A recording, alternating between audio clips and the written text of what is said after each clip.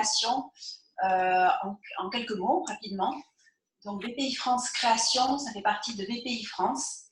BPI France, c'est la banque publique d'investissement, la banque des entrepreneurs.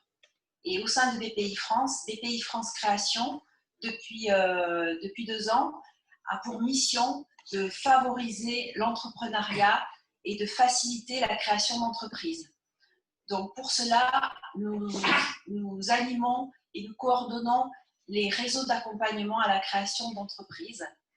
Et nous avons pour mission également de sensibiliser les différents publics à l'entrepreneuriat et en particulier les jeunes.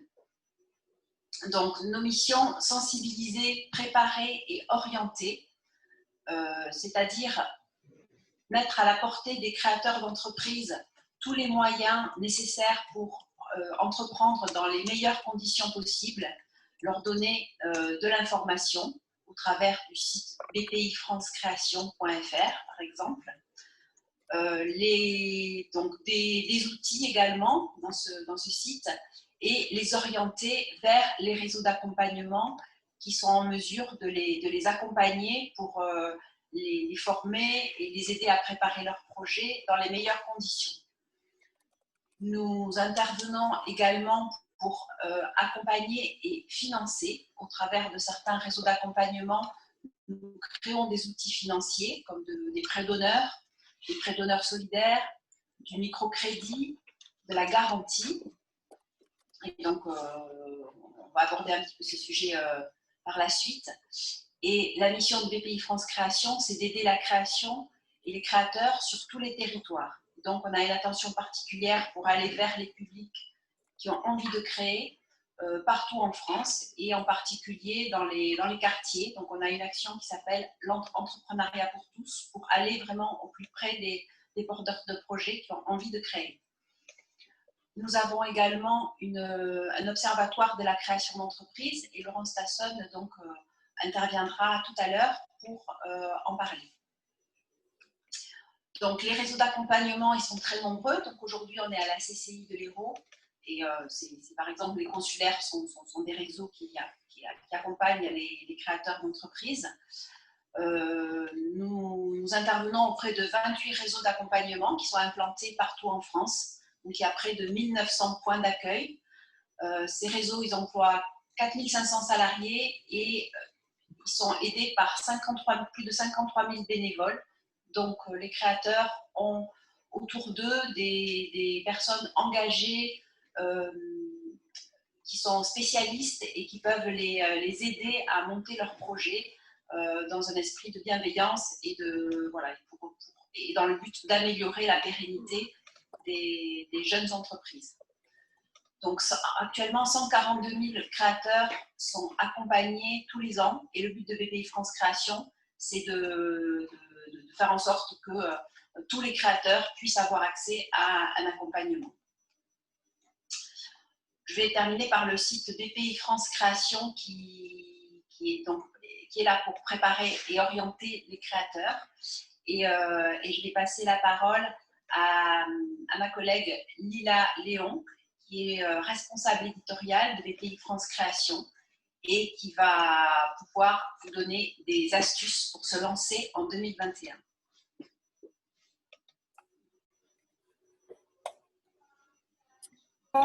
Pour vous présenter un peu les astuces pour se lancer en 2021. Alors déjà, pourquoi est-ce qu'on aurait besoin d'astuces pour se lancer en 2021? Simplement, si on fait un petit focus sur cette année, sur l'année 2020, qui a quand même été une année hors norme, qui a déjà dans un premier temps bouleversé certains projets de création. Donc, c'est des projets qui ont été, on va dire, pour la plupart au mois de septembre. Donc, c'est pour ça qu'on a vu des chiffres assez équivalents à la même période de l'année dernière en termes de création d'entreprise. Un autre bouleversement d'entreprises qui étaient déjà en activité, qui ont été en fait contraintes, qui ont été, on va dire, lancées dans le grand bain de la digitalisation. Et en fait, si on peut vous parler d'une première astuce, peut-être l'une des principales astuces pour se lancer en 2021, c'est de prendre la vague du digital dès le début de votre projet, c'est-à-dire au stade même de la préparation de votre projet. Alors, j'espère que vous m'entendez mieux, parce que j'avais l'impression qu'il y avait un petit écho. Si vous pouvez passer à la slide suivante, merci. Donc, ce que je vous propose, juste avant. Merci. Donc, alors, attendez. La suivante, voilà. Là, c'est parfait, on ne bouge plus.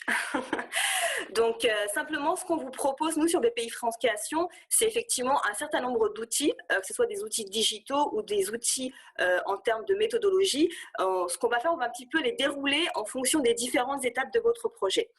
Dans un premier temps, effectivement, il faut pouvoir évaluer et valider votre projet de création. Hein, c'est ce qu'on appelle, nous, la validation de l'idée et surtout la vérification de l'adéquation entre l'homme, c'est-à-dire vous, porteur de projet, et votre projet en lui-même. Alors, pour ça, il existe des techniques de créativité qui vont vous permettre de déjà trouver la bonne idée si vous n'en avez pas déjà, mais aussi peut-être de faire émerger quelque chose qui existait déjà, qui trottait dans votre tête, mais que vous n'avez pas encore réussi à formaliser. Alors, il existe des techniques, on va dire, pour trouver des idées qui vont un petit peu, qui vont de soi, mais pas forcément pour tout le monde. Ça peut être notamment le fait de capitaliser sur une expérience professionnelle, c'est-à-dire vous pouvez décider finalement de vous lancer à votre propre compte en utilisant l'expérience que vous avez acquise au sein d'une entreprise ou auprès d'un employeur. Donc, capitaliser sur son expérience professionnelle, mais ça peut aussi venir du fait d'observer son entourage, d'observer les habitudes de consommation que vous pouvez voir autour de vous, c'est-à-dire un entourage proche, famille, collègues, pourquoi pas sur la toile, sur les réseaux, si vous êtes quelqu'un de très actif sur les réseaux. Concernant les outils, pour trouver des idées, pour formaliser ces idées, vous avez un guide sur BPI France Création qui s'appelle « Évaluer son idée de création ». En fait, on vous donne toutes les astuces, toute la méthodologie pour non seulement trouver une idée, mais aussi pour structurer une idée qui est déjà existante. Juste peut-être un petit focus juridique pour vous protéger, pour effectivement pouvoir valider et sécuriser votre idée. C'est effectivement penser à déposer une marque, à déposer un brevet si vous êtes dans un projet d'innovation. Donc ça, c'est très important. Vous avez des sites en ligne, notamment des sites de l'INPI pour faire toutes vos formalités en ligne en total digital. Mais il faut aussi penser tout de suite à réserver un nom de domaine si vous avez l'intention, par exemple, de vendre votre produit sur Internet. Et très sincèrement, aujourd'hui, vous allez le voir tout au long de la présentation, que vous avez tout à fait intérêt à être présent sur la toile dès le départ de votre projet. Donc, on a aussi d'autres outils tels que l'Observatoire de la création d'entreprise. Ça, c'est Laurence Tasson chez nous qui est en charge de cet observatoire, qui vous en parlera certainement tout à l'heure. Donc, je vais garder le suspense. Vous avez aussi tous les secteurs porteurs qui vont aussi déterminer tous les secteurs où il y a des opportunités à prendre, notamment pour 2021. Et ça fera l'objet d'une présentation spécifique par ma collègue Laurence. Et enfin, bien sûr, sur création, vous allez trouver des dossiers projecteurs par type de métier. Ce qui est intéressant avec ces dossiers, c'est surtout vous donner toute l'information d'ordre réglementaire, d'ordre juridique, d'ordre sectoriel, pour un certain nombre d'activités, telles que par exemple le fait d'ouvrir une maison d'hôte. Vous aurez toutes les informations pour pouvoir vous lancer en toute connaissance de cause. Donc voilà un petit peu pour ce qui est du stade de l'idée. Si vous voulez bien passer à la slide suivante, maintenant effectivement le fait de valider son idée c'est quelque chose de génial, ça veut dire que vous avancez dans votre projet, maintenant il faut tester votre idée. Et encore une fois, le digital va être votre meilleur allié à cette phase de test, puisqu'aujourd'hui en fait vous avez toute une panoplie sur Internet pour tester votre idée. Ça va être des sondages en ligne, ça va être des enquêtes. Vous avez aussi des méthodes de crowd. Je ne sais pas si vous avez déjà entendu parler de toute la panoplie de crowd qui existe. Vous avez le crowdfunding, on en parlera pour le financement participatif, mais vous avez aussi tout ce qui concerne le test. C'est un test collaboratif, d'accord? Le crowd, c'est vraiment l'idée de collaboration. Et pour ça, il existe des outils tels que Applause, Supertester, qui sont des plateformes d'échange, de tests sur une idée. Ça peut être effectivement avec des particuliers, c'est-à-dire un test grandeur nature avec toutes les personnes inscrites sur ces plateformes. Ça peut aussi être également des tests auprès de professionnels de votre secteur. En revanche, effectivement, il faut être en mesure de partager son idée avant même d'avoir lancé son activité.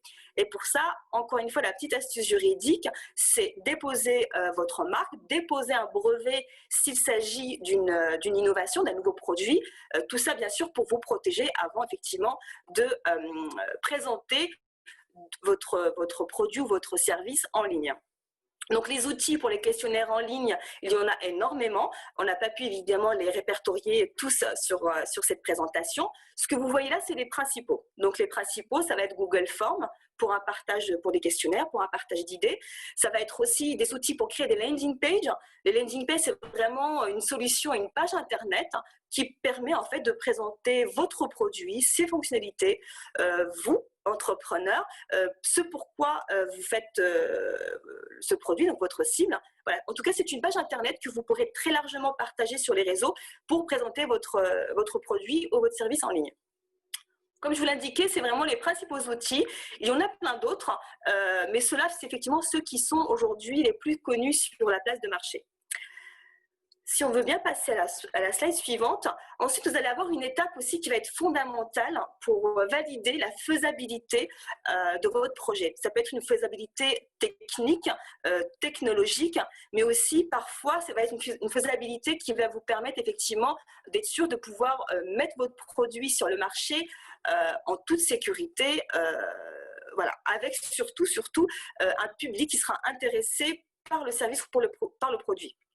En fait, il y a un certain nombre de questions à se poser à cette étape-là, à savoir, est-ce que vous avez une cible pour votre produit? Est-ce que vous avez une clientèle potentielle? Est-ce qu'elle existe déjà? Est-ce qu'elle sera suffisante pour vous permettre d'entrer dans vos frais, déjà dans un premier temps, et pourquoi pas de générer un chiffre d'affaires qui va vous permettre d'avoir une rémunération. Effectivement, trouver la bonne cible, trouver la cible qui sera prête à acheter ce produit et surtout à quel prix cette cible pourra acheter votre produit. Et pour savoir effectivement le prix potentiel, c'est observer et encore observer.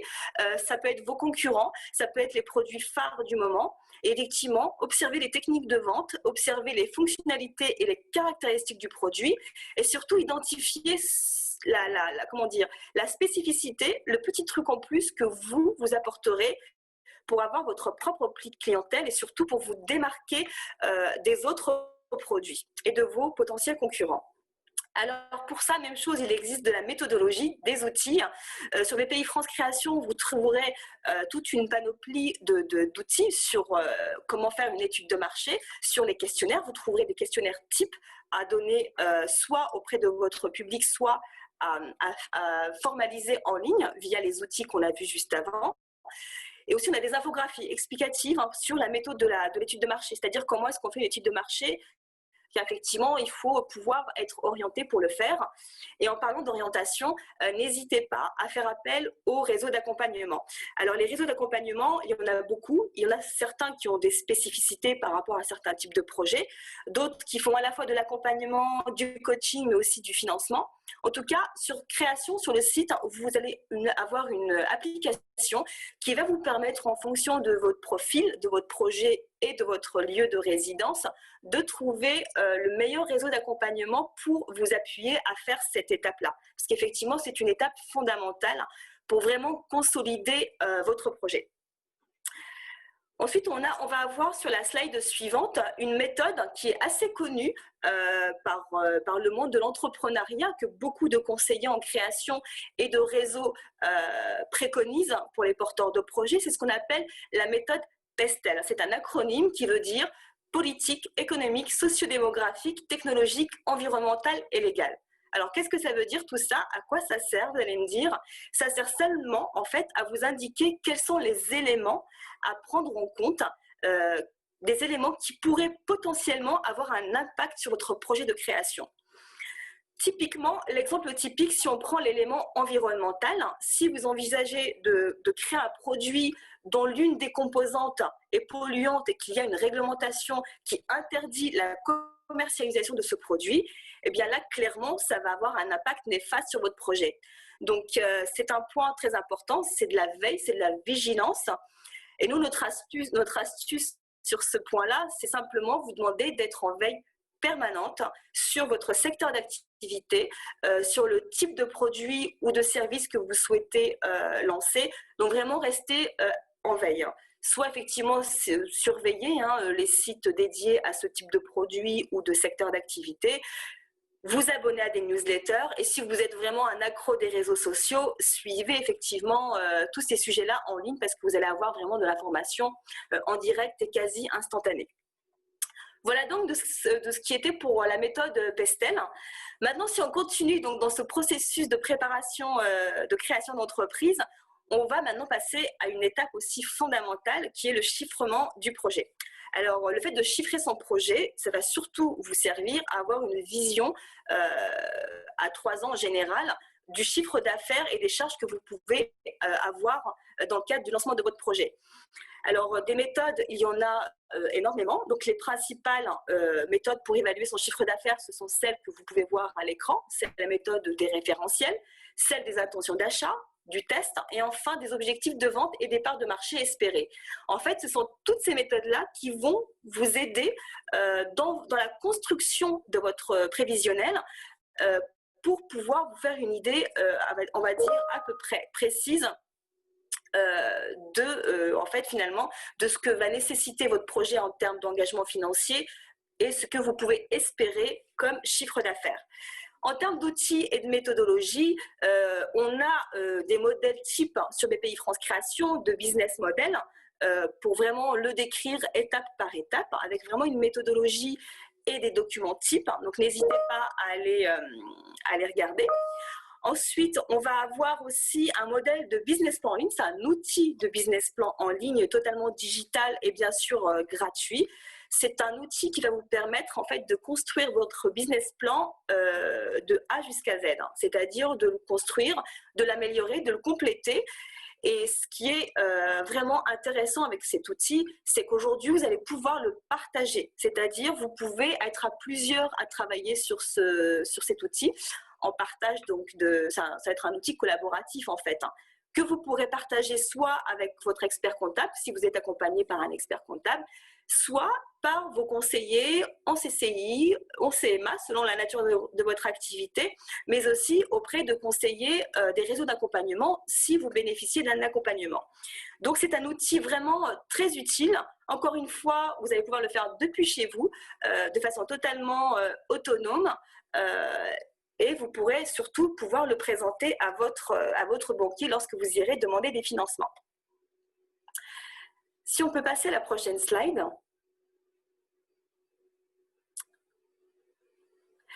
Alors maintenant, le financement, c'est une très très belle transition. Donc effectivement, une fois que vous aurez fait votre business plan en ligne sur BPI France Création, maintenant il faut aller chercher les financements. Alors les financements, aujourd'hui, il faut avoir bien conscience qu'on a des financements classiques, ça veut dire des prêts que vous pouvez effectivement obtenir auprès des banques. Chez BPI France, on a une garantie BPI France qui va vous permettre, vous en tant que créateur, de bénéficier de la garantie BPI France lorsque vous irez demander un prêt, un financement auprès de votre banque. Vous allez avoir aussi des prêts d'honneur.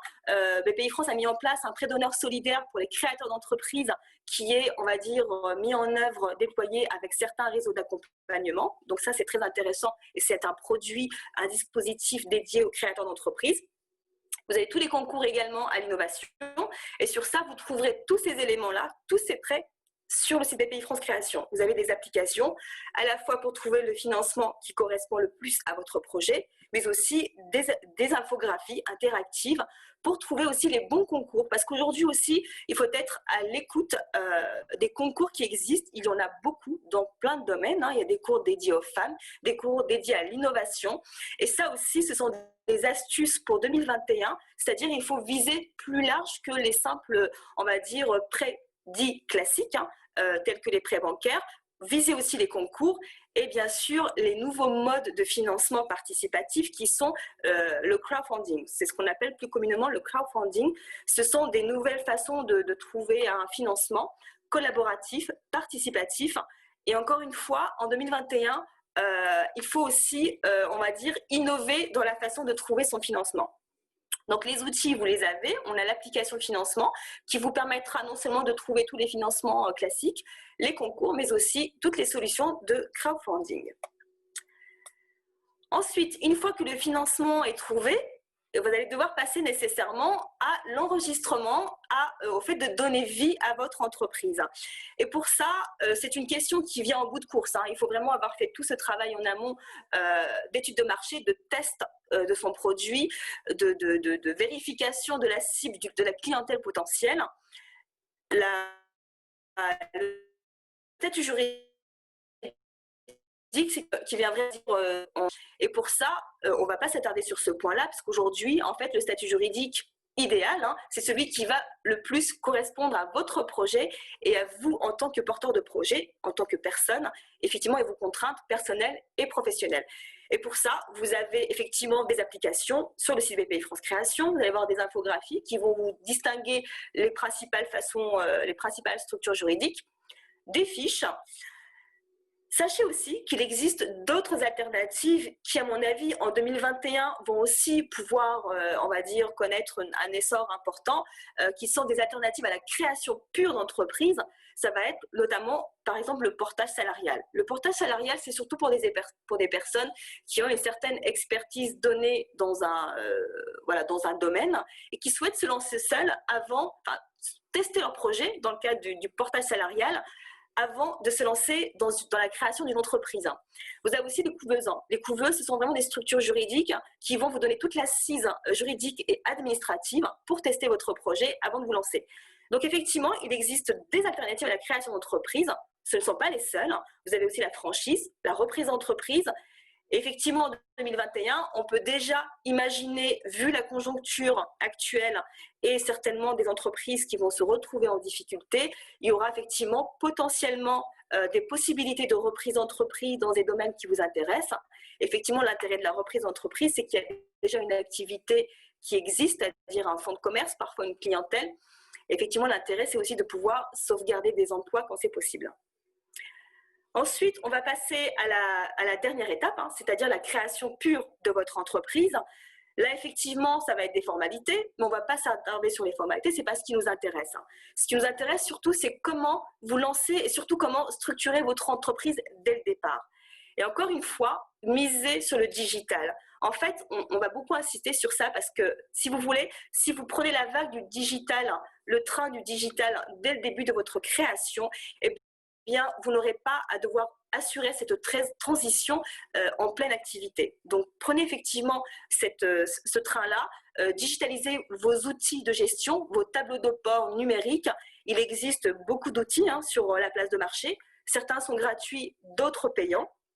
Vous pourrez les retrouver sur le site BPI France Création, donc la liste des outils aujourd'hui les plus connus sur le marché, les plus utilisés, entre guillemets. Vous trouverez également des astuces pour vous préparer pour lancer votre projet. On a des e-parcours, c'est des parcours en formation en ligne. Encore une fois, n'hésitez pas à vous former pendant le temps où vous préparez votre projet.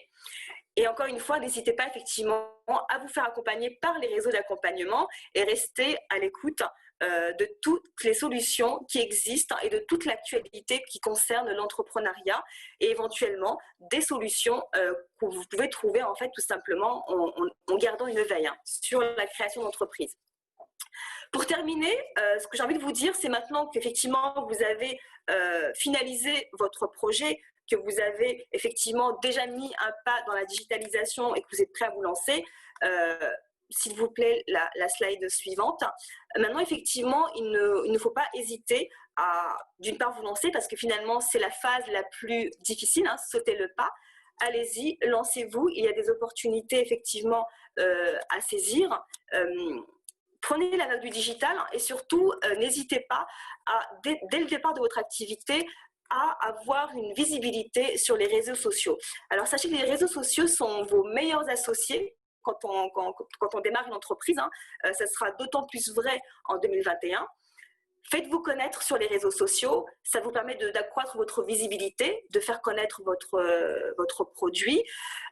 Proposer des services en ligne également. Sachez que sur BPI France Création, on a aussi collaboré à la mise en place de plateformes pour aider les entrepreneurs à se digitaliser. Donc, la principale s'appelle cliquemonscommerce.gouv.fr. C'est une plateforme en fait qui vous propose toutes les solutions pour digitaliser votre entreprise. Donc, ces solutions, ça va être notamment la création d'un site web, proposer un service de paiement en ligne, proposer une communication avec vos clients. Et si on peut vous donner un conseil, une astuce, une dernière astuce, alors effectivement, soyez présents sur les réseaux sociaux, mais surtout, soignez aussi votre image et votre e-réputation. Sachez que même si parfois on peut avoir des avis négatifs, mais prenez ces avis négatifs comme une opportunité d'améliorer votre service ou votre produit. Et surtout, prenez le temps d'y répondre sur la toile, sur la place publique, pour effectivement montrer que vous êtes dans une démarche d'amélioration continue de votre produit et surtout qu'effectivement, vous tenez compte de l'avis de votre client. Et n'oubliez pas, le client est roi, même sur les réseaux sociaux, et ça l'est d'autant plus vrai. Donc voilà pour ce qui est des conseils de BPI France Création. Donc tous ces outils, toute cette méthodologie, vous la retrouverez sur le site. Tout est totalement gratuit. Et n'hésitez pas, si vous avez des questions sur le chat, j'y répondrai avec grand plaisir donc à la fin de cet atelier. Merci pour votre écoute. Donc je laisse la parole à Laurence. Merci Lila. Bonjour à tous. Donc, je suis responsable d'Observatoire de la création d'entreprise et on va donc accélérer un petit peu parce qu'effectivement, Lila nous a fait une très belle présentation, donc on va avancer. Donc, l'Observatoire de la création d'entreprise, on est en train de travailler bien évidemment sur les chiffres de la création et donc on va vous présenter juste une petite introduction un peu positive parce que dans ces temps conjoncturels un peu compliqués, je pense qu'il est intéressant qu'on ait une petite aventure et un petit message positif. Qu'aujourd'hui, bien écoutez, l'Occitanie, aujourd'hui dans son ensemble, a retrouvé, ou presque, a retrouvé son rythme de création d'entreprise de l'année 2019. Et donc, voir certains départements qui sont avec un niveau de création beaucoup plus élevé que l'année dernière, à fin octobre, et depuis le début de l'année. Donc, c'est une petite touche d'optimisme que je voulais vous livrer avant d'entrer dans le vif du sujet des tendances et des secteurs porteurs de l'année 2019-2020. Voilà, donc on va passer très vite sur le reste. Et donc, pour traiter un petit peu, pour vous donner un peu des idées des orientations que vous devez donner à votre projet, et en fait, il y a quelques grandes tendances qui sont liées notamment au mode de consommation aujourd'hui et qui font un petit peu le buzz dans les créations d'entreprises que l'on a et que l'on voit à travers notamment les dossiers projecteurs dont parlait Lila, puisque nous rédigeons, nous, les dossiers projecteurs dans mon équipe. Et en fait, ces tendances-là, elles sont précisées ici, en gros, dans tous les éléments, dans tous les thèmes. Vous avez donc un retour, ce qu'on appelle le retour au vrai, c'est en fait tout ce qui est le bio, le nature, tout ce qui est le terroir. Voilà, donc effectivement, c'est bien mangé aussi, c'est la qualité, donc c'est des problématiques de qualité, de traçabilité que l'on retrouve derrière. Si on doit encore parler de tendances, c'est aussi les tendances aujourd'hui où on travaille, on n'a pas forcément le temps de travailler, de faire à manger, ou on n'a pas le temps d'aller concocter ou d'acheter autre chose. Enfin, à ce moment-là, on fait un prêt à consommer. Et puis, dernière tendance aussi plutôt liée à tout ce qui est habitude de loisirs créatifs, c'est ce qu'on appelle aujourd'hui le do-it-yourself. Et là, effectivement, on est sur la valorisation des activités du fait main, le fait maison, qui en fait devient au centre de certaines activités de la création d'entreprise. Et effectivement, on a énormément de créateurs qui vont créer leur entreprise de bijoux créatifs, de bijoux. Et puis d'autres de créer des chapeaux ou d'autres de créer éventuellement des tableaux ou des choses comme ça. Donc, voilà. Donc ça fait partie d'un premier cercle d'habitudes qui changent et où on est vers un retour au vrai, au réel et aux choses sourcées. Et donc ça, c'est important aujourd'hui de le mettre en avant dans votre production et dans votre communication parce que c'est un vrai avantage concurrentiel aujourd'hui. Deuxième lot de pratiques de consommation qui ont évolué, c'est tout ce qui est lié aux circuits courts et à la livraison. Les circuits courts, c'est les locavores, par exemple. La livraison, c'est la livraison à domicile, la livraison sur le lieu de travail. Donc, c'est tout nouveau. Donc, essayez d'y penser quand vous allez créer votre entreprise parce que le fait de faire travailler les artisans du coin, de faire travailler les paysans, les agriculteurs de la région, ou alors de faire travailler, de pouvoir livrer en proximité ou de pouvoir livrer jusqu'au point de consommation, c'est important en termes de concurrence, en termes de compétitivité. L'infoconsommation, je vous en parlais tout à l'heure, c'est un gros mot, mais c'est tout ce qui est lié à je donne de l'information sur mon produit pour que l'individu qui veut acheter, le consommateur, ait toute la bonne information et être sûr que ça correspond à son envie d'acheter. Et donc, c'est la traçabilité de tout ce qui est les composantes d'un tissu, les composantes d'un produit alimentaire, ou les composants électroniques, d'où ils viennent, où est-ce qu'ils sont produits, comment ils sont produits, est-ce qu'ils respectent la réglementation. Voilà. Donc ça, c'est ce qu'on appelle l'infoconsommation. Et dans l'infoconsommation, il y a aussi un élément important, c'est tout ce qui est traçabilité, traçabilité des intrants, donc des composants. Et ça, c'est important aujourd'hui. Et dans l'infoconsommation, on aura aussi un élément qui est important, c'est la mesure de l'impact de la consommation de ce produit-là sur la santé. Voilà. Donc, c'est effectivement tous les niveaux de Nutri-Score, par exemple. C'est aussi tous les objets connectés qui vous permettent en fait, de mesurer que vous avez perdu des calories alors que vous avez mangé un gâteau. Et donc, ça vous évite de culpabiliser, par exemple. Voilà. Donc, ça, c'est important. Ça fait partie des modes de consommation nouveaux. Et donc, pensez-y aussi si votre entreprise s'y prête. Pensez-y, n'oubliez pas cette information du consommateur qui est importante et qui est un vrai avantage concurrentiel pour vous.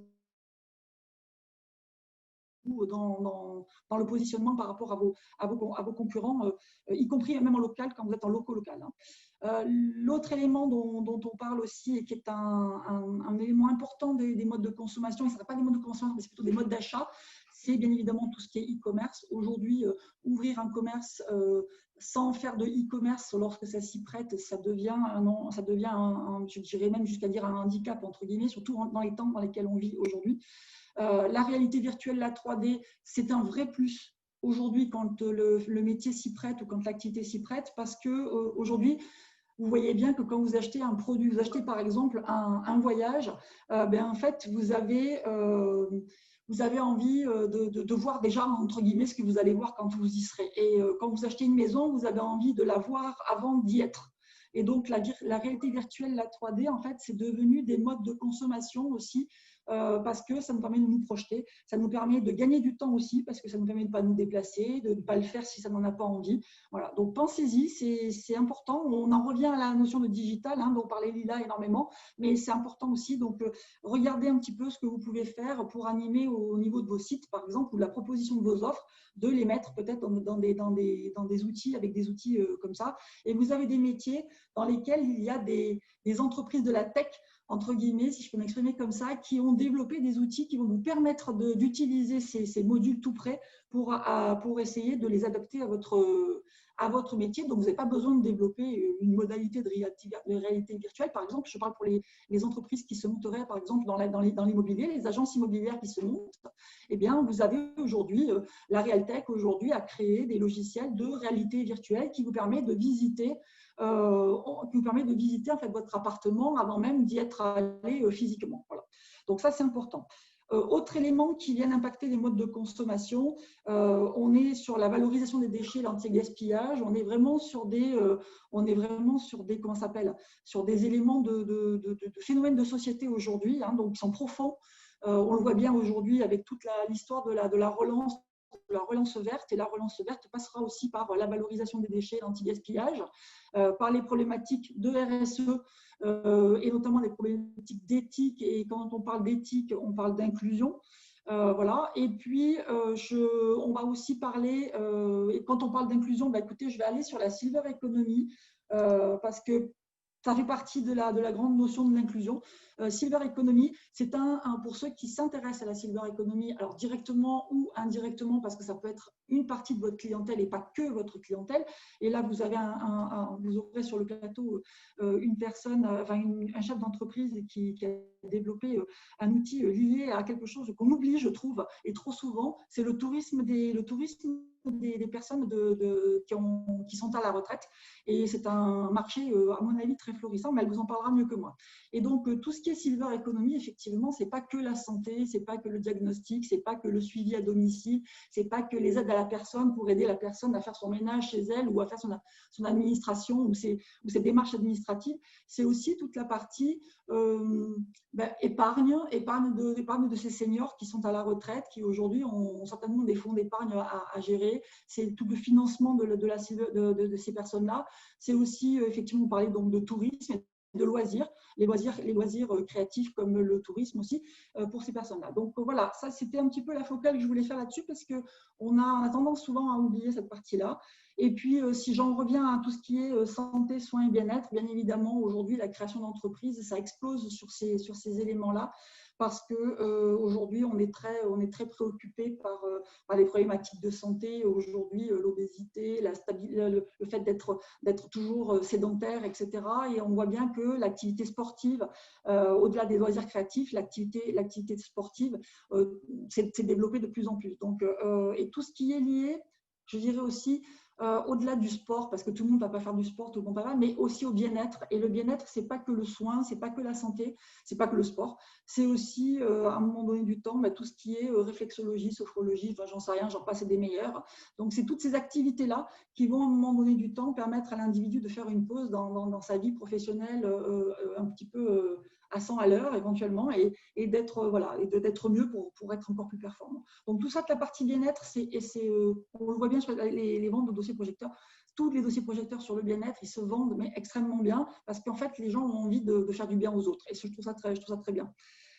L'arbitrage travail-loisir, ça j'en parlais tout à l'heure, c'est juste de dire qu'à un moment donné du temps, effectivement, on va avoir aujourd'hui des changements dans les modes de consommation parce qu'on a des générations qui arrivent. Alors, je ne vous parlerai pas de Y, Z, etc. parce qu'on en parle souvent, mais même sur les générations qui sont plus âgées, si je peux dire ça comme ça, on est sur un vrai arbitrage entre travail et loisir et on a envie aussi demain de consommer du loisir à côté de son travail, parce que ça fait partie de l'épanouissement personnel.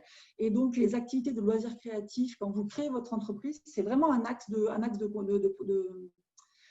de compétitivité important. Donc, pensez-y aussi. Et ça rejoint à la problématique de do-it-yourself en consommation, puisque beaucoup de gens qui ont des hobbies, vont utiliser ce hobby et cette dextérité, cette expérimentation cette expérience qu'ils ont prise pour créer leur entreprise, pour vendre ce qu'ils savent produire. On parlait de tourisme tout à l'heure. Petit élément sur la notion de tourisme à avoir en tête si votre métier, si votre activité demain porte sur le tourisme, c'est on voit arriver de plus en plus, et ça rejoint ce qu'on se disait tout à l'heure sur l'éthique, la RSE et autres, on voit de plus en plus arriver ce qu'on appelle le tourisme de proximité, c'est-à-dire qu'en fait les gens, au lieu d'aller prendre l'avion pour aller faire du tourisme dans le pays d'à côté ou dans le pays de l'autre bout du monde, ont commencé à venir découvrir leur région. Leur région et la région d'à côté, c'est ce qu'on appelle aujourd'hui le tourisme de proximité. Et ça prend un essor et il faut effectivement capter cette clientèle aujourd'hui parce que c'est important de pouvoir effectivement surfer aussi sur le local quand on est dans le coin.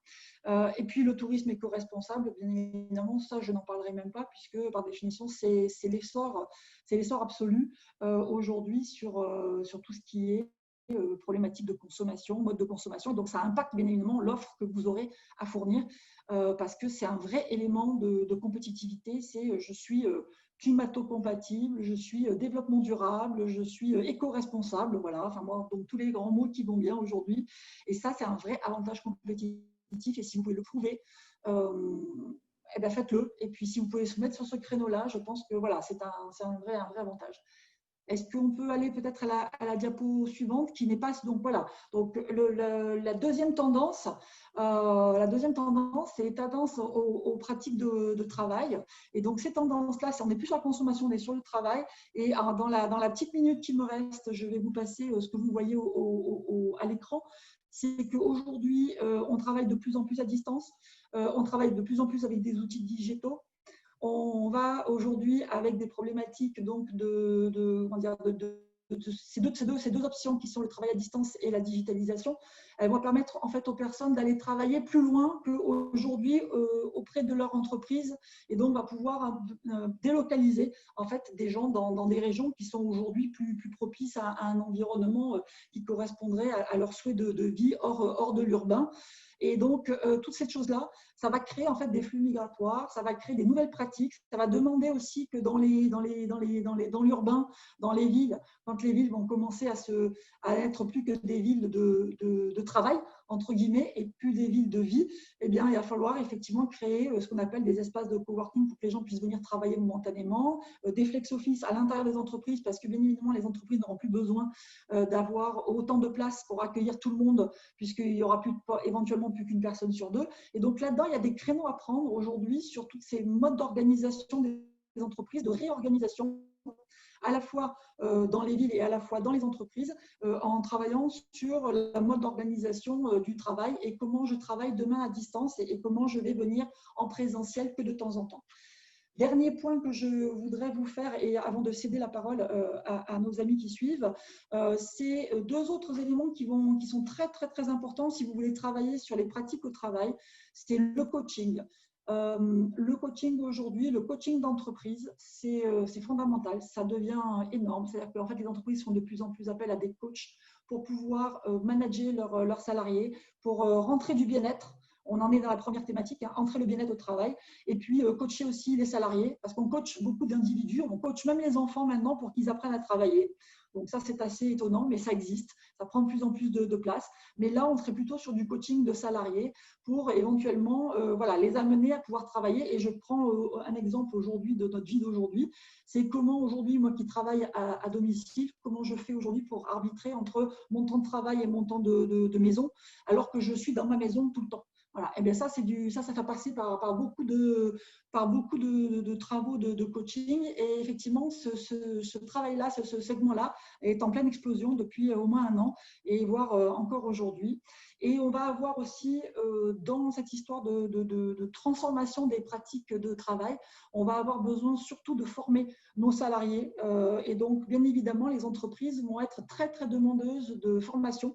Et donc, la partie e-formation et les nouveaux modes d'apprentissage qui évoluent, bien, ça fait, ce sont des créneaux qui sont ouverts aujourd'hui pour pouvoir prendre de la position et prendre du courant d'affaires, parce que les entreprises vont avoir de plus en plus besoin de basculer vers cette nouvelle ère et de faire basculer leurs salariés, parce que tout le monde n'est pas né dans le monde du digital et du coworking.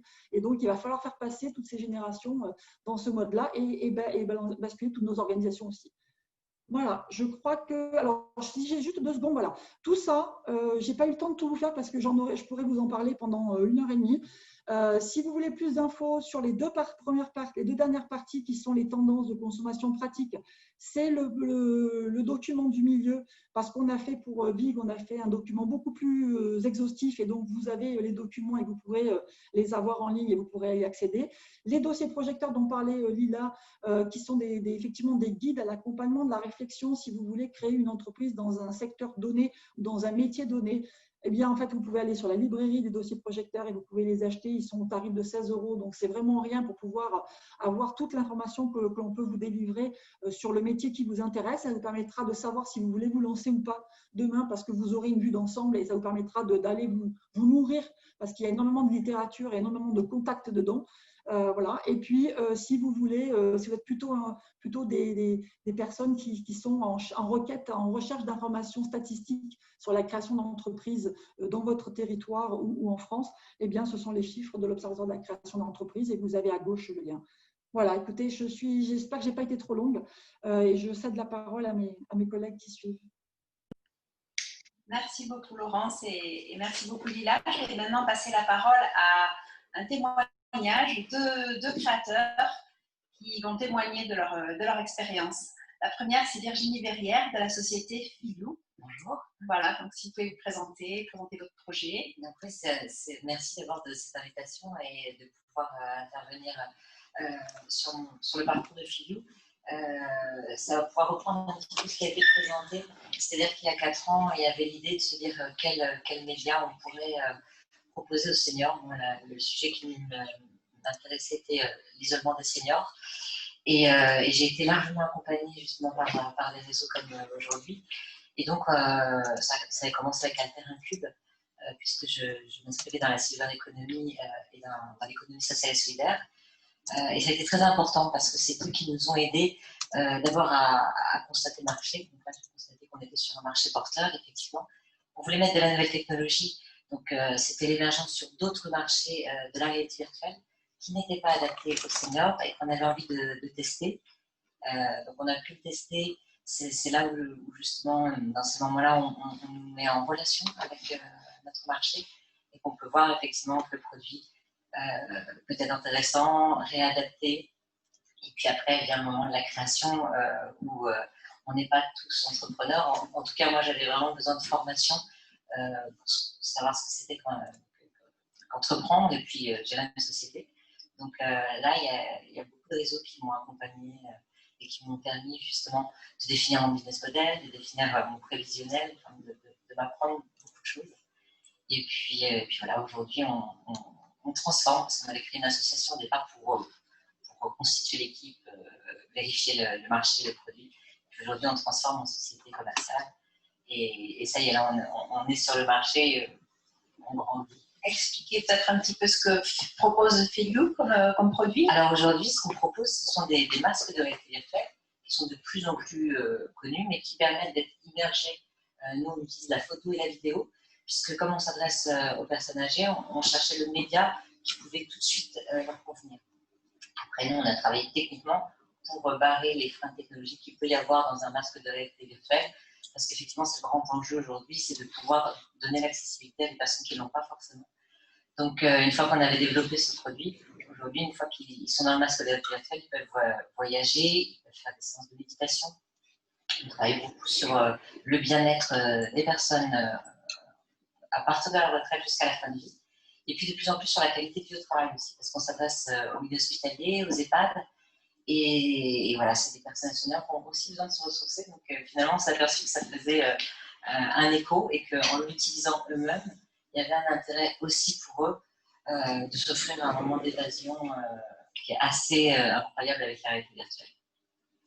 Donc, je ne sais pas si c'est extrêmement clair la façon de le présenter, parce que c'est vraiment un produit qui se vit, qui n'est pas facile à expliquer, mais qui fonctionne bien, mais qu'on continue aujourd'hui à développer. On est toujours en amélioration continue. Et si j'ai un conseil, même si je n'ai pas tout les conseils à donner, mais c'est vraiment cette remise en question tout le temps en fonction du marché. On nous a présenté des outils pertinents, voilà, de tout le temps être au fait de la politique. Moi, dans mon domaine, c'est extrêmement.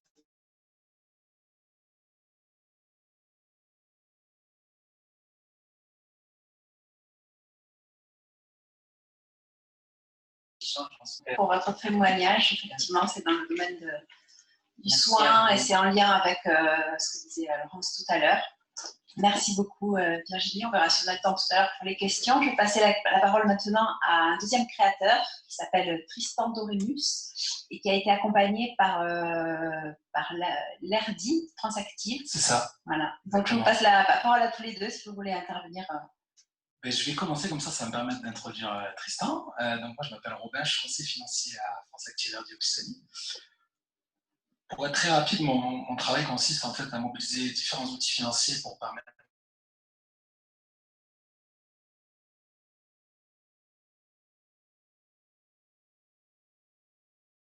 ou soit de prêts, soit de primes, soit de prêts donnés à taux zéro, on en a parlé tout à l'heure lors de la présentation de BPI France.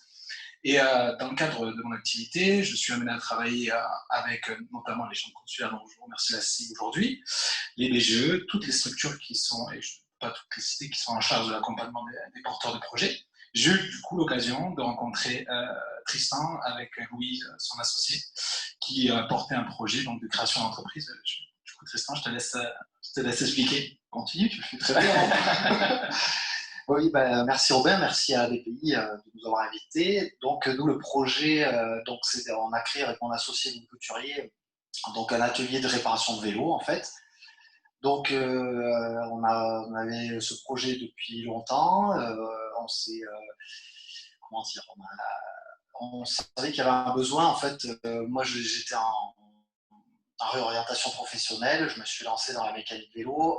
On savait que c'était un secteur porteur, donc contrairement à la deuxième invitée, qui est plutôt sur un projet technologique un peu innovant, nous on était déjà sur un projet qui marche bien, donc concurrentiel.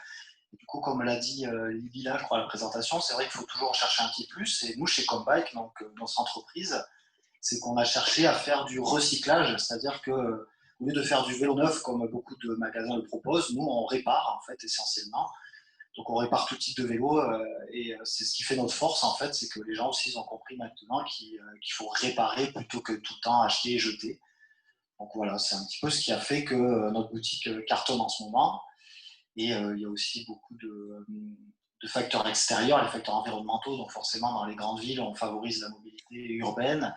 Du coup nous on savait que ça allait prendre de l'ampleur et du coup c'est le cas. Donc on est assez content et on travaille dur sur ce projet.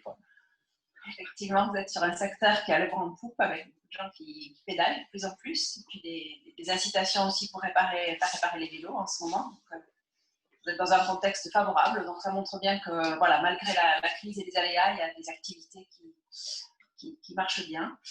Il vient d'embaucher, hein, juste, il n'a pas dit, mais il vient d'embaucher un salarié, ça fait 1 an maintenant qu'ils sont passés, qu'ils ont été financés, et du coup, il y a une embauche d'un salarié, c'est ça? Voilà, donc c'est ça. Donc on a créé l'entreprise 1 an, donc on a été beaucoup accompagné par la CMA d'abord, donc ça a mis un peu de temps à mûrir. Moi, je travaillais dans un magasin, j'ai quitté ce magasin parce qu'on voulait monter. Le projet s'est monté en 8 mois à peu près pour mettre ça en place, et donc au bout d'1 an, là, ça y est, on vient d'embaucher notre premier salarié, là, le 1er décembre, donc on est content, on est 3, donc c'est un peu le but aussi recherché de pouvoir embaucher quelqu'un, créer de l'emploi, et c'est le cas, donc on est content. Félicitations. Est-ce que vous avez bénéficié de prêts, de financements? Oui, Comment alors, ça s'est passé? oui, alors c'est important. Donc c'est vrai qu'il y a plusieurs étapes, comme on l'a vu, là, les 5 étapes pour créer son entreprise. Et c'est vrai qu'à chaque fois, il y a des petits verrous qu'il faut savoir ouvrir. Donc des verrous, ça a été forcément la recherche de financement et trouver un partenaire bancaire. Donc ça, j'encourage tous les entrepreneurs et créateurs à aller voir plusieurs banques parce qu'on voit bien que suivant l'interlocuteur qu'on a, ils n'ont pas conscience du potentiel économique. Il y a des gens, par exemple, pour nous, on voyait bien qu'ils faisaient vélo, donc pour eux, ouvrir un magasin de vélo, c'était pas intéressant. Et on a tout de suite trouvé des gens qui ont compris l'enjeu et nous ont soutenus. Et notamment donc la BPI avec un fonds de garantie, du coup, avec une banque et notre conseillère Alison Mathieu, de la Société Générale, qui ont été vraiment super. Et en appui, donc l'ERDI, qui vraiment nous a accompagnés, nous a donné les outils, et un fonds, un prêt. Prêt à taux zéro. C'est le fameux nouvel outil de PHS, enseignement PTZ. Donc, du coup, deux prêts. Donc, deux prêts, on était deux gérants, donc deux prêts. Donc, ça nous a permis d'avoir un bon matelas de trésorerie pour pouvoir investir dans le matériel et justement d'investir dans du matériel, des outils pour pouvoir embaucher cette personne-là. Sinon, on n'aurait pas pu le faire. Donc, ça a vraiment été important, quoi. Bravo, je vous félicite pour ce développement réussi et je pense que ces deux témoignages sont aussi l'occasion de mettre en avant que tous ces réseaux d'accompagnement qui aident les créateurs, ils se complètent, ils travaillent ensemble et tout ça pour aider les créateurs à réaliser leurs projets, leurs rêves et tout ça dans les meilleures conditions possibles et avec le plus de pérennité possible et de sécurité. Je vous remercie beaucoup à tous. Alors oui, mais merci pour ces beaux témoignages. Du coup, on est tenu par le temps pour